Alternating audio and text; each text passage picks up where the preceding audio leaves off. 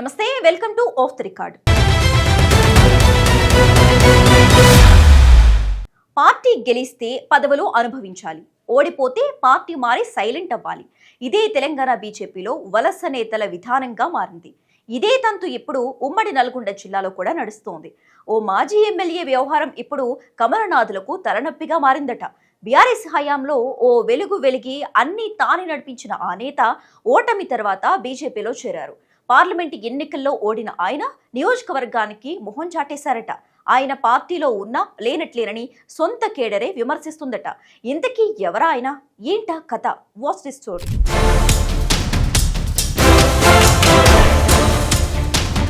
శానంపూడి సైదిరెడ్డి ఒకప్పుడు హుజూర్ నగర్ నియోజకవర్గ బీఆర్ఎస్ రాజకీయాలను శాసించిన నేత. 2019 ఉప ఎన్నికల్లో కారు గుర్తుపై ఎమ్మెల్యేగా గెలిచారు. 2023 అసెంబ్లీ ఎన్నికల్లో ఉత్తమ్ కుమార్ రెడ్డి చేతిలో ఓడిపోయారు. రాష్ట్రంలో కాంగ్రెస్ ప్రభుత్వం అధికారంలోకి రావడంతో తన ఇలాకాలో రాజకీయ భవిష్యత్తు లేదని భావించిన ఆయన బీజేపీలో చేరారు. 2024 పార్లమెంట్ ఎన్నికల్లో నల్గొండ నుంచి బీజేపీ అభ్యర్థిగా పోటీ చేసి పరాజయం పాలయ్యారు. అప్పటి నుంచి ఆయన పూర్తిగా సైలెంట్ అయ్యారట. సైదిరెడ్డి రాకతో ఉమ్మడి నల్గొండ జిల్లాలో పార్టీ బలోపేతం అవుతుందని కమలనాథులు భావిస్తే దానికి విరుద్ధంగా పరిస్థితి మారినట్లు ప్రచారము జరుగుతుంది. నియోజకవర్గాన్ని సైదిరెడ్డి పట్టించుకోవడం లేదని కమలం పార్టీ కార్యకర్తలు గుర్రుగా ఉన్నారట.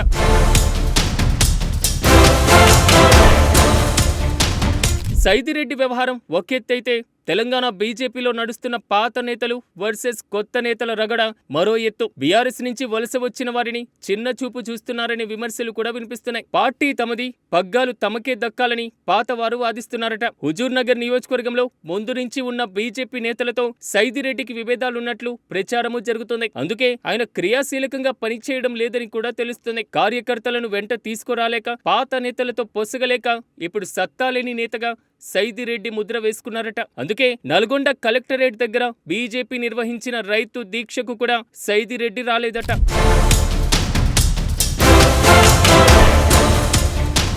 స్థానిక సంస్థల ఎన్నికలు సమీపిస్తున్న సమయంలో మాజీ ఎమ్మెల్యే సైదిరెడ్డి వంటి కీలక నేతలు క్రియాశీలకంగా మారకపోవడంతో బీజేపీకి తీవ్ర నష్టమని విమర్శలు వస్తున్నాయి. సొంత జిల్లాలో పార్టీ క్రియాశీలకంగా లేకపోయినా రాష్ట్ర అధ్యక్షుడు రామచంద్రరావు కూడా పట్టించుకోవడం లేదన్న ఆవేదన క్యాడర్లో ఉన్నట్లుగా తెలుస్తోంది.